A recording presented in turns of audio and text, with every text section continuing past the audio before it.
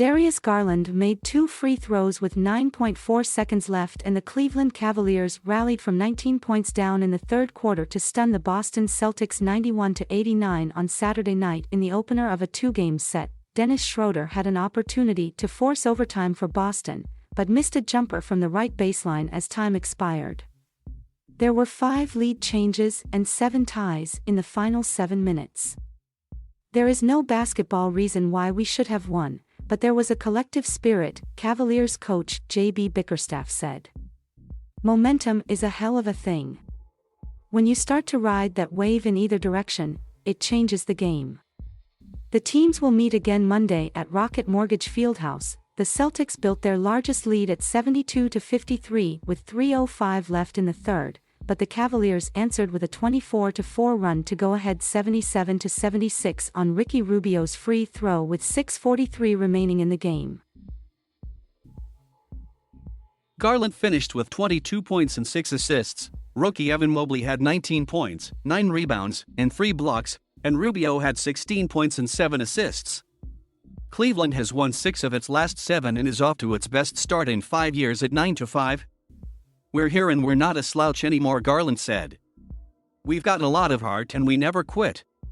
My teammates trust me to make the plays, so I give them the praise." Schroder scored 28 points and gave Boston its final advantage at 87-85 on a drive with 1:59 left. Jason Tatum scored 21 points and tied the score with a pull-up basket with 30 seconds remaining, but shot just 8 of 22 and was 1 of 8 on 3-pointers. The Celtics had their 2-game win streak snapped and failed to move over .500 for the first time this season. Robert Williams III collected 12 points and 16 rebounds, and Marcus Smart had 8 assists and 5 steals for Boston. Jason showed frustration on his shots, but you've got to play through that, Celtics coach Ime Udoka said.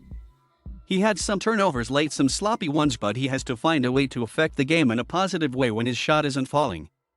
Jared Allen had 11 points and 8 rebounds, and Sadie Osman scored 9 points off the bench for Cleveland, which played in front of its first home sellout crowd since March 7, 2020. The Cavaliers' comeback occurred after their lowest scoring quarter in half of the season. "We were just dancing in the locker room because it was a great game," Osman said, smiling broadly. "We have the best fans in the world, man. It was like a playoff game tonight. The atmosphere was amazing." Both teams played on back-to-back nights, having hosted games Friday.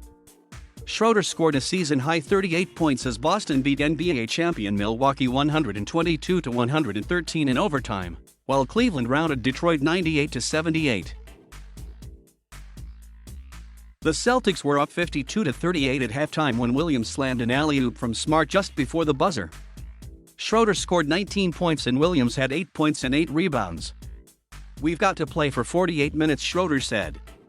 "It's the NBA, everybody makes runs. It's about how you respond. They did a great job, give them props." Garland was the Cavaliers' offense in the opening half with 18 points and 4 assists, accounting for 10 of their 12 baskets. The rest of the team missed 21 of their first 23 field goal attempts. Grant Williams had 6 points on a pair of 3-pointers in the first as Boston seized a 20-9 lead. Cleveland shot 3 of 20 with 6 turnovers.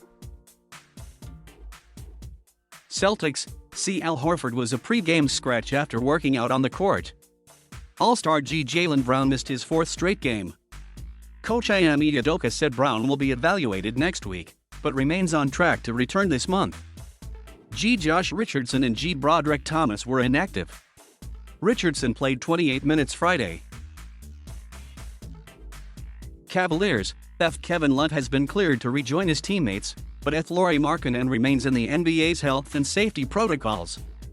Love set out his 7th straight game as he works on his conditioning, while Markkanen has been sidelined for 6 games. Colin Sexton is out indefinitely and Lamar Stevens was unavailable after being hurt Friday against Detroit. Thank you for watching. Please subscribe.